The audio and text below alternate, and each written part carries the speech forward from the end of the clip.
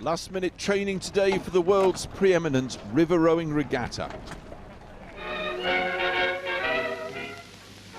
The delights of Henley. On a Time was cocks and crews would throw each other in. And this is just a little celebration to mark the victory. That doesn't happen so much these days. Sewage pollution, you see. E-Coli bacteria. There's 1,680. River Action campaigners analysed the Thames in the run-up to Henley this year, and the results, they say, are alarming. And we have discovered really high levels of E. coli, 25,000 colonies of E. coli per 100 millilitres. What that means is if you were to drink it, it could make you seriously sick. The levels established by the Environment Agency for the maximum for bathing waters is 900. So we're talking 27 times higher than the worst level of bathing water status. They used the fluidium testing method recognised by the Olympics and World Health Organization. This year, Henley's bid to secure safe bathing water status was rejected. Campaigners blame the Thames Water monopoly for continuing to pump sewage into the river. Thames Water say they tested too, and pollution levels are mostly okay. The Thames meanders its way through Henley, and it's here we find the rowing course, a straightish mile or so. Thames Water maps show a number of sewage entry points along the left bank. Here's where River Action tested water on the racecourse.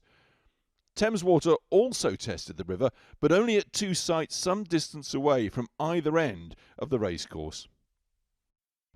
Different sites, different results. Rivers ever moving, ever changing. The UK Centre for Hydrology says both results could be right.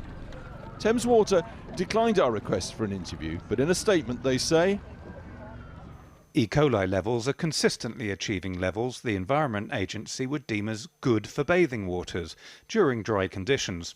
River Action should publish all their results instead of only sharing selective days that support their chosen narrative.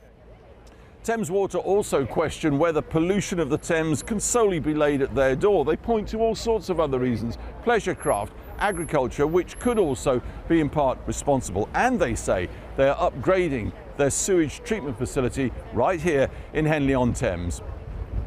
Campaigners counter, saying that upgrade won't include effective filtration on raw sewage. And they say there's little livestock agriculture here to pollute the river. Upstream of Henley, the Thames, visibly clearer water.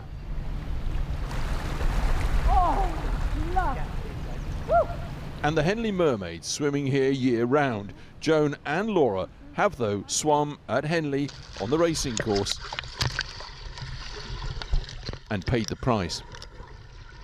Well, basically it was E. coli sickness. So within a day of swimming that stretch, literally, tightness, very, very ill, from it for a couple of days. So I know a lot of swimmers who have been sick on that particular stretch. I've been sick 4 times. On that stretch? From that stretch, yeah. Mark Erdwin was rushed to hospital recently with E. coli after fishing in a tributary of the Thames.